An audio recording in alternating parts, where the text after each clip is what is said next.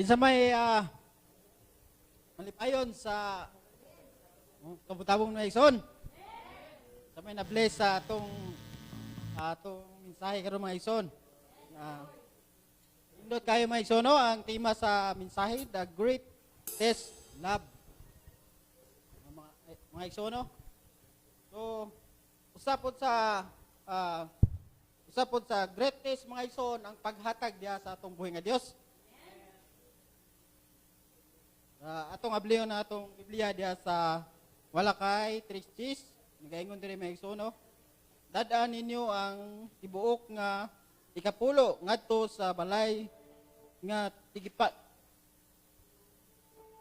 tipiganan aron nga adunay kalanon diha sa akong balay ug pinaagi niini sulayi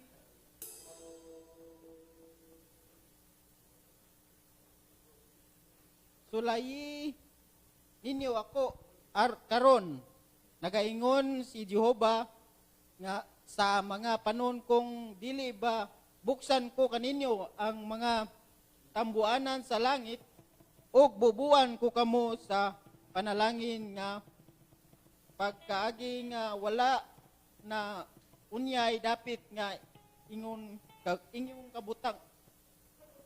kabutangan pagdawat ni ini. Amen.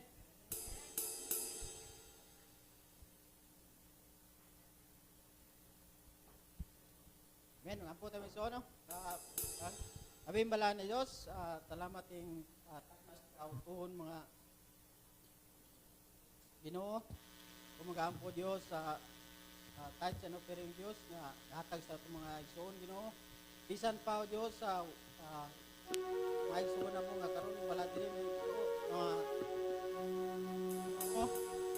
so mag-bless usap silang kasing nga kanunay sila nga magsimba o isa pa o Diyos nga mga tao nga ison na ito karoon Ginoo nga nagani hatag nila mga tithes sa offering bless ang ilang tagsa nga kinabuhi Ginoo na hindi sila unahon-ahon nga napugo sila sa paghatag sa ilang tithes sa offering Ginoo ay ilang unahon Diyos nga kini mga tabang diha sa imong bulahaton sa imong simbahan kung hatag o gibalik ang duhog himaya diha lang kanimo